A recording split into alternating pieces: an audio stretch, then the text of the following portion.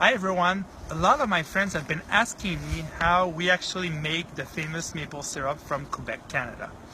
So anyway, I'm here right now in Quebec, just outside Quebec City with my parents, and it happens that it's during the Sugar Shack time at the end of March, early April. It's usually 2 or 3 weeks max.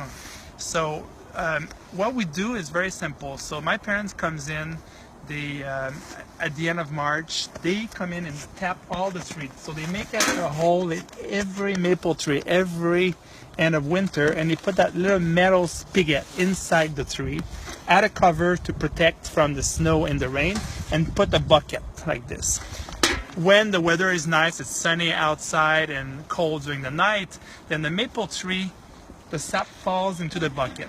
Usually after a day or two, when it's nice weather, it gets filled up pretty quickly. So what we do when it comes to time, my mom, she's in charge of driving the snowmobile here.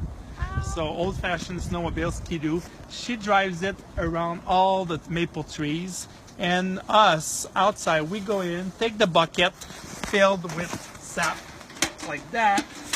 We come in and run and fill up into the big barrel.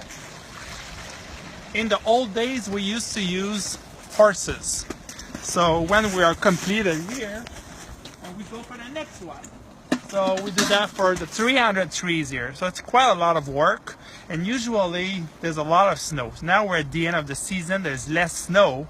So imagine you're walking into those between, and there's tons of snow, and sometimes you gotta wear snowshoes.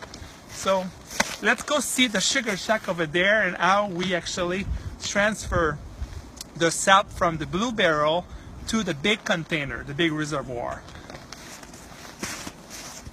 So right after we are done picking up all the sap from the 300 maple trees there, we take our big barrel full with maple sap and bring it here, and it drains into that big container here.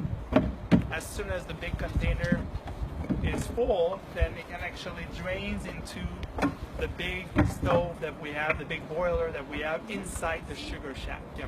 Let's go take a look at the Sugar Shack inside, and you'll see how we steam and cook the maple sap until it becomes maple syrup. Look. As you can see, it is very labor intensive to make maple syrup old-fashioned way. So the sap drains from the big container that we just saw that was sitting outside, and it comes in into the big boiler automatically. And you can see the boiler here boils the actual maple sap until it becomes a maple syrup. And it will take many hours to boil the sap until it becomes syrup. As you can see, it is all with wood burning, old-fashioned boiler. As you can see, the sap starts here at the beginning here, and when it becomes more concentrated in syrup, it actually ends up here in this section of the boiler.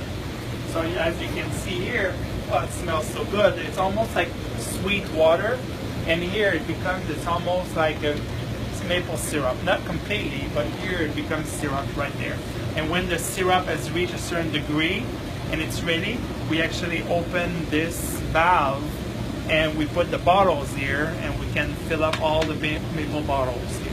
And that's where it's ready to drink and put on your pancakes, and also put in your recipes when it's ready.